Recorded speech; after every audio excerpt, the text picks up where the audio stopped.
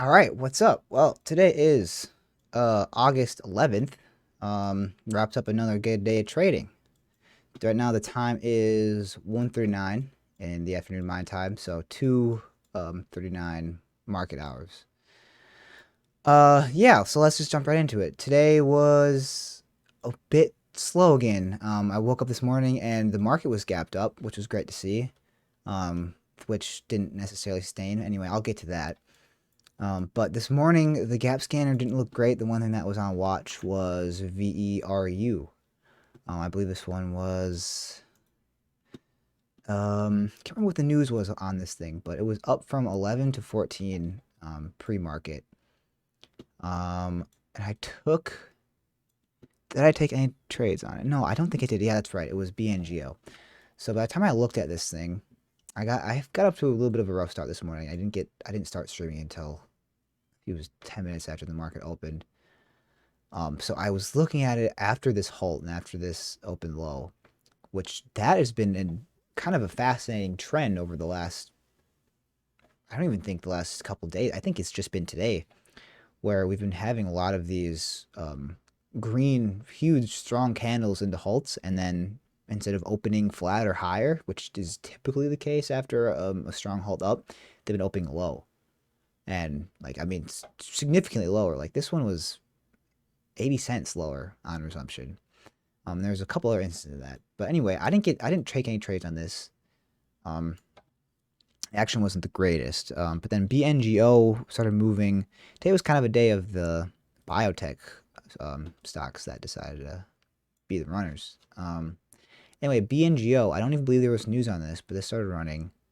And because I got here late, I missed this first move right here. So when I started trading it, I took one trade, but it was on the back side of the move. Ignore that 100. This was kind of just a test because something was being funny. But yeah, so this right here was the first trade, 80 to 75, 77. It was basically a little break even. I was trying to take this pullback and the retest on this candle to see if this would hold and make new highs, but it was weak and I sold out. And then I was looking at something else when it made this run up here, which this was probably some good opportunity. But then the rest of the day just kind of faded. But then where I really did pretty well today was on DNA. This had a news thing come out that their drug got approved for gout. I think it was. Yeah, it was gout. And I know that's something I've heard of that before. Obviously I'm young. I don't deal with it, but it's something that is pretty common. Um, but yeah, this one was pretty good. And it was one of these where actually it did have a pretty solid resumption on this halt, which was one of the only ones today that was like that. Um, so yeah, I ended up taking a number of trades on it through this section after it broke past 50 because I kind of missed this first. Oh, I guess I did take my first trade was 34 to 43. So yeah, I think it was a dip off this because on these green candles, these dips were getting bought up really nicely. So I took one green trade here and then one more close to the top. And then I had a really good bailout on this candle here where we had this kind of false breakout. And then after this area was very choppy, I didn't end up really touching it and then it ended up halting down right here. And then after it halted down, I mean, that was that for the rest of the day. And then the last one was PACB. And I can't remember if this one had news on it either. I can't remember. But I think it did. But this one started running, and here's another one of these examples. It really started pulling away from view up here. Volume started coming in, and then on this really strong green candle here, we go from 978 locked up in a halt at 1122. That's almost $1.50 a share in one candle, and then it resumes 50 cents lower. And this was really tricky to trade. Granted, we had a pretty good dip and rip here, as you can see these two wicks, but it just kind of ended up being green hammer candle, red hammer candle. It was kind of choppy. So that wasn't really great to see that whole opening lower again. Because yeah, this was after we had that same situation on DNA. And then I took various amounts of trades. through the, oh yeah, that's right. So the 1150s on this move here when it broke past. Took a few nice trades on there, and then I took a couple more out of this halt. So this was another area again where it's like, what the heck? Strong green. 1, 2, 3, 4, 5, 6, 7 green candles in a row, locks up in a halt. And it opens 60 cents lower. Well, about 50 cents lower. So strange. This it doesn't seem to be something that was so common. But today it almost seemed like every momentum stock that was running up was halting and then opening lower. So that was kind of goofy.